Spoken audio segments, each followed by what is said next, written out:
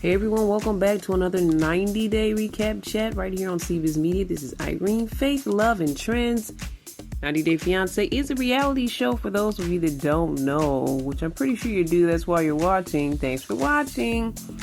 But it's a reality show that follows couples. One person's from the U.S., the other's from another country. We see their ups and downs, which most relationships have, on top of cultural barriers, language boundaries, trying to get the K-1 visa, the legal ramifications, trying to become a citizen, trying to get married, all within this 90-day process. It's a lot. 90-Day Fiance, this spinoff is the other way. All right, for this episode, Chloe and Johnny. Let's start with them. Chloe's mom is coming to town. What's she gonna think of Johnny's digs? Well, when she gets into the airport, she gets a warm welcome. She gives a warm welcome as well, gives them a group hug, maybe softens their hearts. Maybe they think it won't be so bad. Maybe she won't be so judgy. But mommy does say, she misses her baby. It hasn't been very long, but she still misses her daughter. Some of her concerns is, hey, is she going to be in a safe area? Is there going to be some tough conversations and talk? She said, yeah, it's going to be some tough talk going on. Mom is a bit bougie. So Chloe never invited her when she came down to Aruba and other times. She never invited her to Johnny's place. Her thoughts on Johnny was she thought he was good for a fling, but is there anything more to this? As they're on their way to Johnny's crib, did we hear gunshots? I don't know. His house looks great on the outside, though. She goes in, she sees some things here and there, and she's like, it needs a lot of work. And I do see the concerns, but I mean, if you people of 90 Day that like 90 Day have seen some of these other houses, and these other homes, this is immaculate compared to some of these places I've seen on the show. But for a bachelor pad as well, she says it's a bachelor pad vibe. I agree. He doesn't have all the bells and whistles, but looking at his house in entirety for a 30-year-old guy, I think he's like 31, 32, something like that. He's doing pretty well for himself as far as his home and the cleanliness of his home. I've seen much worse. The bedroom is the only spot where I'm like, I don't really like the vibe of the bedroom, but the house in general seems okay. Like I said, I've seen worse. The whole closet thing, Chloe needs her closet space, so he's gonna build her a new closet. He was gonna share a closet. She's like, no, you can't share a closet with the woman. So Johnny, you kind of got you a bougie chick. This is what you got yourself into. He's getting a little bit nervous, especially as they go to the shower, and she checks the hot water. Who goes to the shower and checks the hot water? Who just does that? Well, I guess she's doing that for her baby, to make sure her baby gets hot showers. Mom says, at some point, Chloe's gonna want more than what Johnny's offering. He's a novelty to her. So the thing comes up where she needs a car, so they actually go look for a car.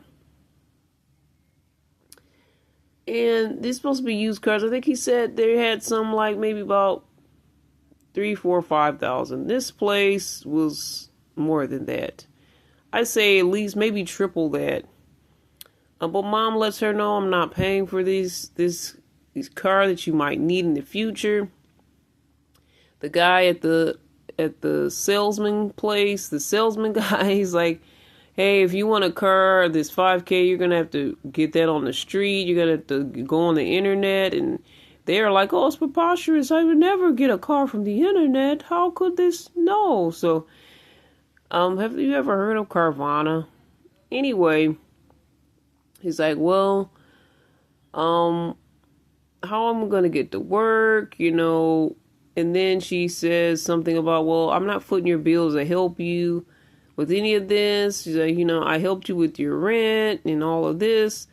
And she's like, no, you really didn't help me. So she's acting like, Mom, you really didn't help me with all these things. I kind of took care of myself. You haven't been bailing me out the way that you're putting on like you are. And she says that, at some point she's going to have to cut her off, and she's going to have to, have a more solid plan as to what her future is going to look like. I don't know if Chloe's playing this thing as if she's so independent and she hasn't needed the help of her mom, even though her mom is the reason she has the good job that she has.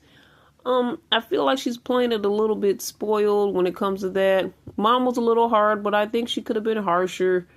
I think that these two could have a chance. I don't know if Mom is going to stand in the way of that or not. I kind of don't think so. I think Chloe's just going to do what she wants to do anyway. And they're just going to have to rough it. And she's just going to have to get used to it till she finds the work that she's looking for, until he upgrades as well. But honestly, the idea of roughing it here, it doesn't look that bad what Johnny has brought to the table. And like I said, I've seen much worse. So she may just have to be humbled a bit in her new living situation and lifestyle. All right, let's go to Madeline and Luke. The wedding's over, but not. Madeline agrees to meet Luke. A bit surprised, but not. No hugs here. He's trying to get a hug. She's like, no hugs. Telling her you look good. And she's like, always. Cocky as ever, Miss Madeline. She says she's not ready to forgive him and marry him. We have multiple businesses, but can they keep their business relationship without love? She's trying to test that. And she asked him whose names is the business going to be under. Right now, she's basically done. But I was like, well, if you're concerned about the name, if you're marrying him, it's going to be your name too. You can get half. Just stating facts, not saying this is a reason to marry this guy. What he's done doesn't seem like the most catastrophic incident. Many men do this at bachelor parties unless he actually slept with the stripper and she knows for facts. Most guys have done what he's done at bachelor parties. A little bit much for my taste, but most men have probably done this. But when you add up his attitude, his money issues, and in a way he sometimes tries to drag her as if she's the problem. And I'm not 100% sure she's not. But when you add up all the things that he's disappointed her about, all the things he fell short on, and then he tries to get all his cuddly hugs and bedroom time, and does he really deserve all of that? And I totally get how she's feeling in that scenario. I can see why she's kind of done. She says she needs to protect herself after all she's been through in this relationship, even though they didn't get married yet. She has been through a lot with this guy. She's a very young lady, only 20. But he's begging for another chance. And she's like, okay, well, but we're not going to do anything in the bedroom. We don't have any relationship. Just show me who you really are without those things. I want to see who you really are. Like, that's really what we should do in the beginning of a relationship anyhow. But a lot of times we get all in our feelings, and that clouds our judgment, and we just try to boo up. And we really need to slow down. I felt this, seeing this, guys would kind of push me into they tell you they like you, they love you, they want you, they need you. They throw all of these lines on you. But is it really real? And they kind of rush and push things faster so that you can't really see who they really are. So by the time Madeline is at this point where she's about to marry this guy, she's like, you know what? I need to see who you really are without all of the lovey-dovey stuff. And I want to see how good of a business partner you're going to be. I don't want to lose everything I've invested, not only in this relationship, but in all the businesses we did. Some people may say she's gold digging, money grubbing.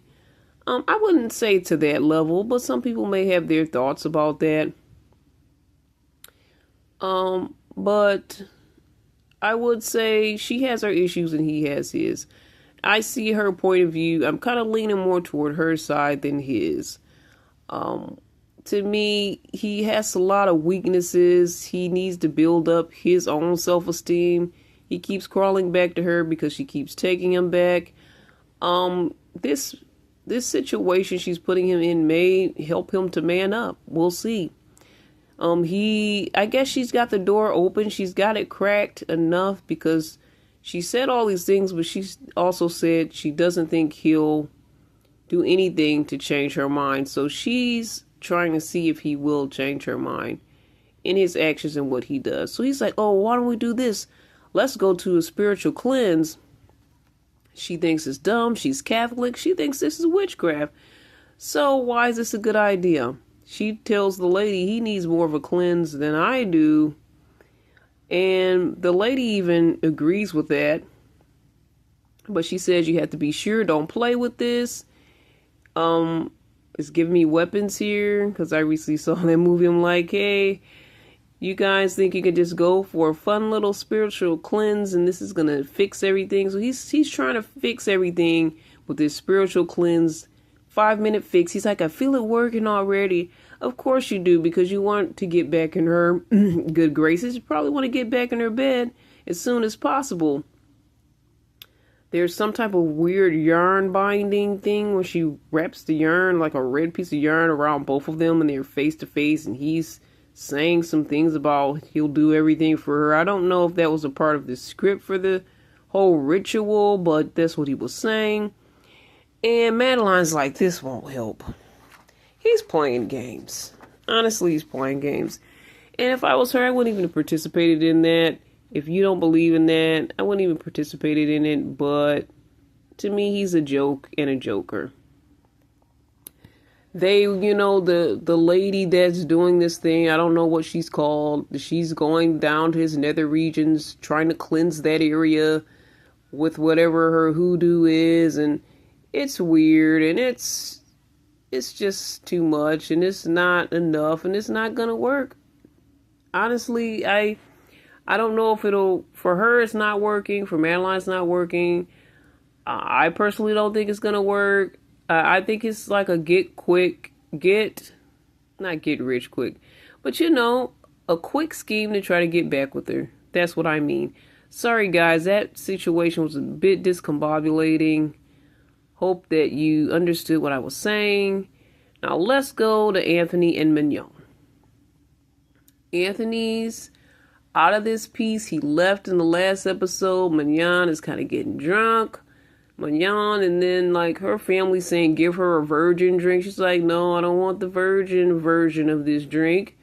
The party is great, she proclaims. She wants to squash some beefs. So she's going over to Auntie, who she had a beef with in the past. Is she about to be starting something? Her whole family's over there whispering, her parents and her sister. But honestly, she comes through. She apologizes. She says, let's have a fresh start here. Auntie's almost kind of wasn't sure if she was going to do that either. She was a little afraid probably herself. Auntie looks like she can win a fight, though. She really does. But anyway, they could go head to head, toe to toe. Auntie won't go down easy, but, she said some nice words, so Auntie couldn't really even fight. She was like, okay, I agree with you. Okay, it's cool. The family assumed otherwise. They thought she was starting trouble, so then they kind of come down on her. She thanks everyone for coming, and she let everybody know that her mom, dad, and sister teamed up against her. Her sister believes she was creating drama, and that drama affects her. So she leaves. Mignon's like, I'm out of here. Mom chases her and confronts her like she's the problem. And she says, nobody can really talk to you. Your sister can't talk to you. You're so defensive. Her and her sister have a dysfunctional history. The parents overprotect her, basically, and they kind of put Mignon out to be the bad guy. She considers herself, again, the black sheep of the family, and they always blame her. Dad's like, why don't you change your character? And she's like, other people don't say all these negative things about me. You guys are the only ones to say this. And, I don't know, did they say maybe it's just us? Maybe they said maybe it's just us jokingly. I don't know, but she got black sheeped again. She feels like this isn't her home and this isn't her family. and she feels misunderstood as usual as how she's felt before in the past. And why did she come back to France? For me, I hope that Anthony does what he did this time. I hope that he separates himself from these situations, stays loyal to his wife, tries to stay cordial to the parents. Don't get too buddy on them, because it's gonna look like you're taking the parent side, the sister side. But don't be so mean that you're gonna burn bridges. But always be on Magnan's side at the end of the day. That's my advice for you, Anthony. I don't know who's wrong, who's right in this scenario, but I'm still rooting for Magnan. I don't even know why she came back here. Honestly, I hope she's able to redeem the life that she wants. I feel that she may have to separate herself from her family because her parents in the beginning were giving me all these good vibes, and now I kind of see some negativity that I'm not happy with. And at some point, when she can, I think she should be cordial to everyone, stay on the low, and once you get what you need to get, you can get up and go and start the life you want to have with your husband. And whenever you want to see him, go and see him. When you don't, you don't. And that'll be your life. So I'm hoping that Magnan can figure that type of scenario out. So what are your thoughts, comments, questions on this episode? Let me know. Drop it in the comments. Email me at cbiztv@yahoo.com. That's cbiztv@yahoo.com, where we talk faith, love, and trends. We'll talk again, guys. All the best. This is Irene. God bless.